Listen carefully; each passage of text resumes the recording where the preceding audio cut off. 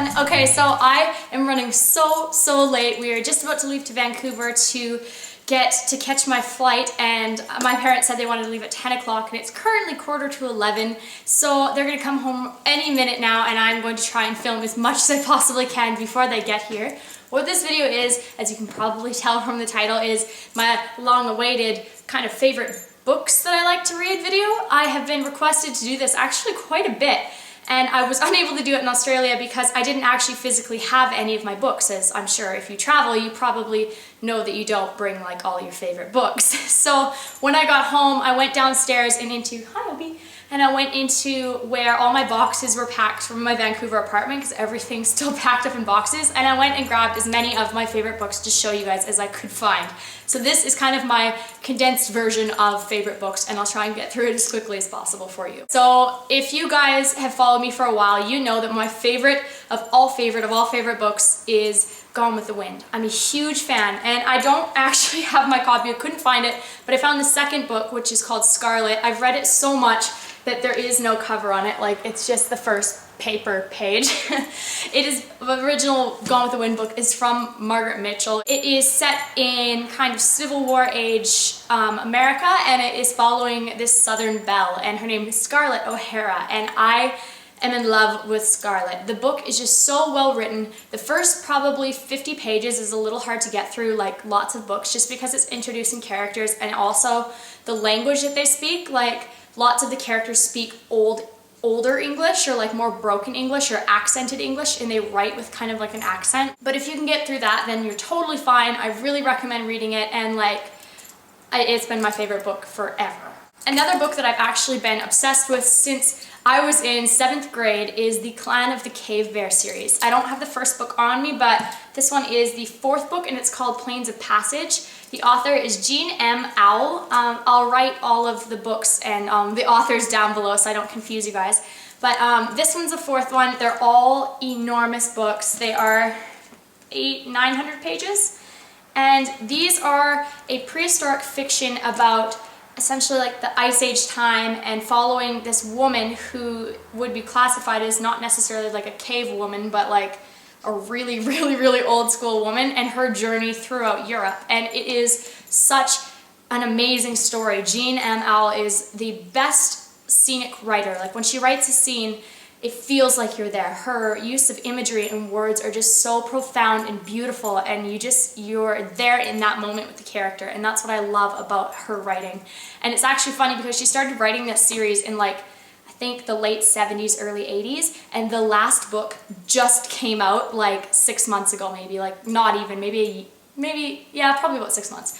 And it was so funny because, like I said, I've been reading this since grade 7, so I waited so long for the last book to come out, and I know this is bad, but I thought that she was gonna like die before she put the last book out, because she's like 80 or 90 years old. Like, she's not a young woman anymore. So I was really happy that the last book came out and I could read it, and it is an amazing series. I definitely recommend checking it out if you're into prehistoric fiction type books. Continuing on with my prehistoric fiction, because I enjoy prehistoric fiction, Ken Follett, World Without an End, as well as Pillars of the Earth. They are phenomenal. These again are really big books, about 1,000 pages. They are kind of small writing. I don't know if you can somewhat see.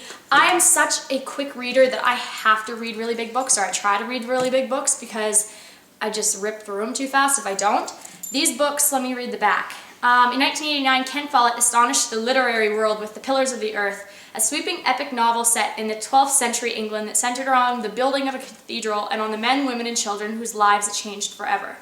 So yeah, that's pretty much what the first book is about. The second book follows like 3 or 4 generations down the line of the same family and of the same people. So like they'll see the church that the original family built, and they'll see all this cathedral and amazing things, and they talk about it. They don't know the people that they're related to, because obviously it's so many generations back, but like it's still interconnected. And I really like stories that have like, not necessarily stories, but like series where the characters connect in some small way. I really enjoy that. So this was an amazing book. The first book was great too, and I couldn't put them down. Pretty much the queen of writing historical fiction is Philippa Gregory. I have been reading her since high school. I really enjoy her books. She has like the Boleyn Inheritance, Red Queen, the other Boleyn girl. Essentially what she writes around mostly, not completely, but mostly, is around Henry VIII in that period of time in England. And I love her. It's quirky, it's cute, it's like kind of sexy sometimes, and I don't know, it's definitely a girlier read. The other books that I showed you are not as feminine. These are definitely more written from a feminine perspective. But I have absolutely loved Philippa Gregory for years. I definitely recommend you checking out her books.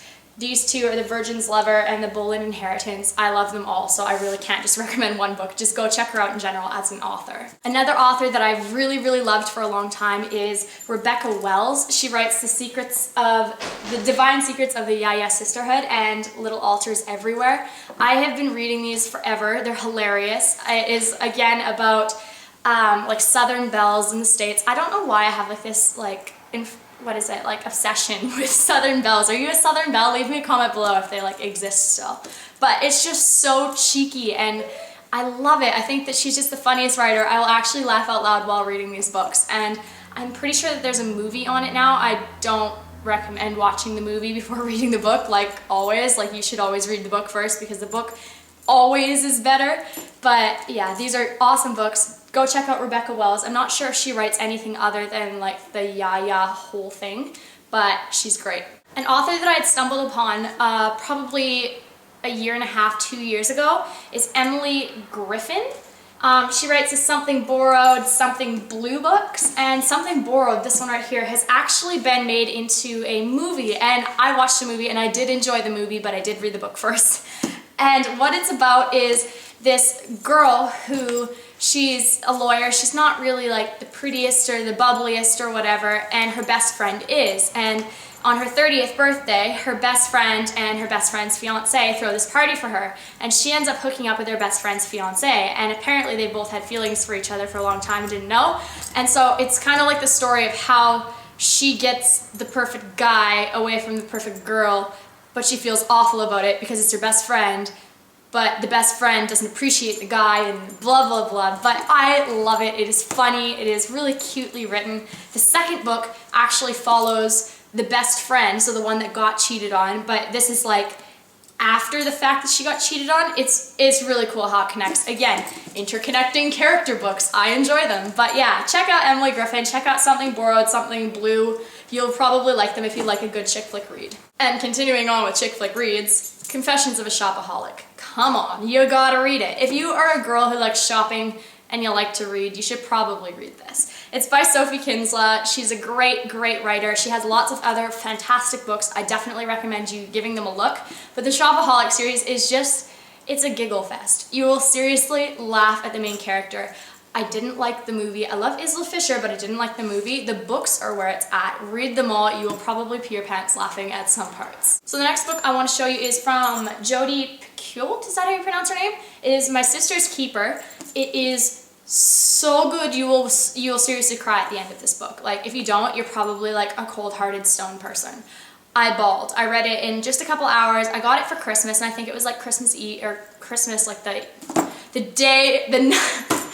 night of Christmas. What is with my English today? I read this the night of Christmas, and I remember sitting there on the couch just bawling, like tears coming down my face. And my grandma's looking at me, she's like, "Are you okay?" I'm like, "Yeah." It's just really sad.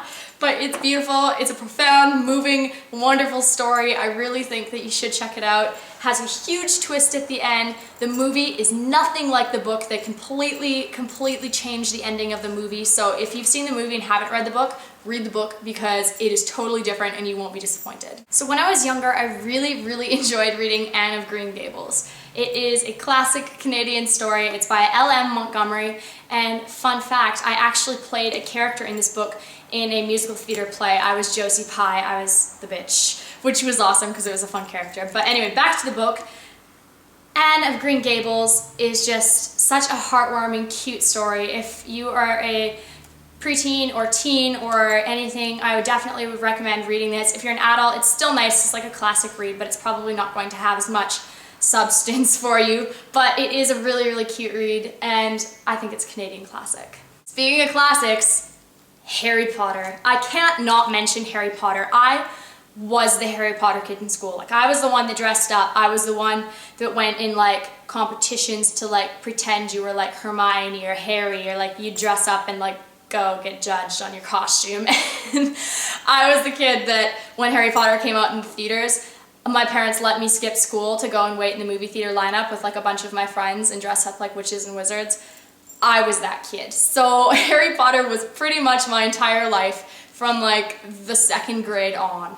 And Harry is just, if you haven't read it, you're missing out on life. That's all I'm going to say. I can't explain any more about Harry Potter. It is the best story. It really is. Another one of my favorites that has been my favorite for so long is The Hobbit from J.R.R. Tolkien. I'm in love with Lord of the Rings. You guys probably have heard me speak about it before. My copy doesn't have anything on the front. It's a really, really old one. It's probably a library book, so you can only see on the spine what it is. But The Hobbit is just such a fantastic fairy tale adventure story, and it's not like a girly one. It's a down, dirty, gritty, good read, and it works for boys and girls. Doesn't matter what age you are probably going to enjoy The Hobbit. And I'm really, really stoked because The Hobbit actually is being made into a film, and it's going to be released, I think, around Christmas, so yes, I'm so stoked. Another book that I absolutely love, and it might sound corny because it's like usually like a school book, like that you study in school, but it is George Orwell's 1984.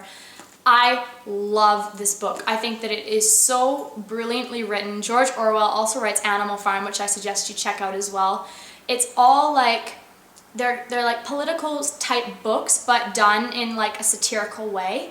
And I really enjoy how it's kind of like a warning to society under the story, you know? So George Orwell writes this book as like a totalitarian future where it's ruled by a regime and it's terrifying, and people don't have freedom and they don't have privacy, and the government watches everything. And I really am into, not necessarily conspiracy theories, but I really like that, like I said before, it has an underlying message to the book. So I really enjoyed reading this. I did countless book reports on it in school, but I still really enjoy picking this book up and having a read through. The last book that I'm going to talk about today is actually my childhood favorite, and my favorite of my little brothers as well. It is Charlotte's Web. If you guys haven't read Charlotte's Web, you really need to. It is the cutest little story. It's only like 200 pages long.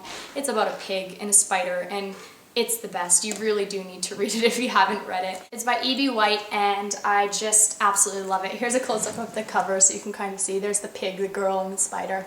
So Charlotte's Web is a major, fantastic children's book. If you have kids and you're watching me, read this to them. If you are a kid and watching me, read this. If you're my age and you have some spare time to read a 200-page book about a pig and a spider, read this, because you are going to love it. Alright guys, so I hope that that kind of answered some of your questions about what I like to read. I read a huge span of things. I've pretty much been open to anything except for horror, because I just don't like horror genres, or like things like that, supernatural, exorcism-y things. So I'll read pretty much everything except for that. If you have any book suggestions that I should read, leave it down below. But anyways, I will see you guys really, really soon. Don't forget to subscribe and follow me on Twitter, Instagram, Facebook, everything else I have. I'll talk to you guys soon. Bye!